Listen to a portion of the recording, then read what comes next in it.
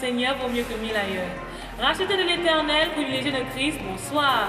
Ravi de vous retrouver pour la retransmission du culte de ce jour, dimanche 24 août 2025. Le culte de ce jour a débuté par des chants d'ouverture dirigés par le frère Michel, suivi d'une prière d'ouverture conduite par Maman Blessing. Puis, la voix divine par ses merveilleuses mélodies nous a conduits dans un moment de louange et d'adoration avec pour lead principal le leader de la chorale. Dans le cadre des témoignages, les bien-aimés ont partagé avec nous les merveilles que le Seigneur a accomplies dans leur vie.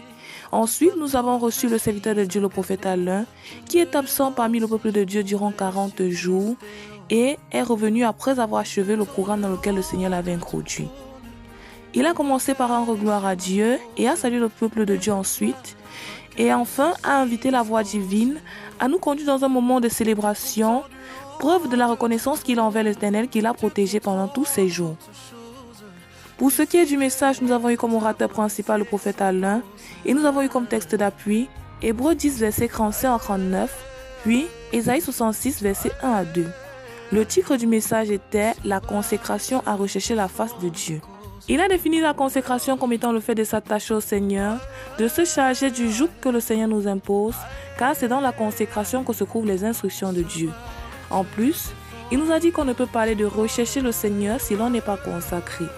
Nous pouvons rechercher le Seigneur dans sa parole, par le jeûne, par la prière, dans sa présence. Il nous a dit que la parole de Dieu n'était pas l'œuvre d'un homme, mais plutôt l'œuvre de Dieu.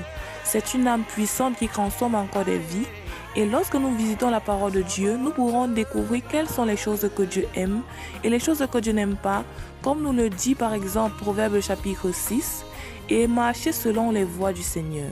Le serviteur de Dieu nous a fait comprendre que la parole de Dieu peut nous faire quitter de timide à puissant, la parole de Dieu peut nous faire quitter de peureux à courageux.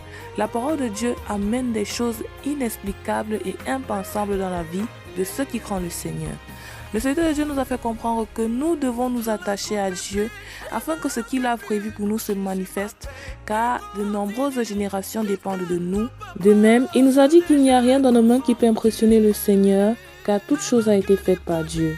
Mais ce qui peut attirer son attention et son regard dans nos vies, c'est notre cœur, car il dit qu'il aura les regards de celui qui souffre avec lui et qui craint sa parole. Pour conclure, le serviteur de Dieu a béni le peuple de Dieu, a fait quelques annonces et les a relâchés entre les mains du Seigneur.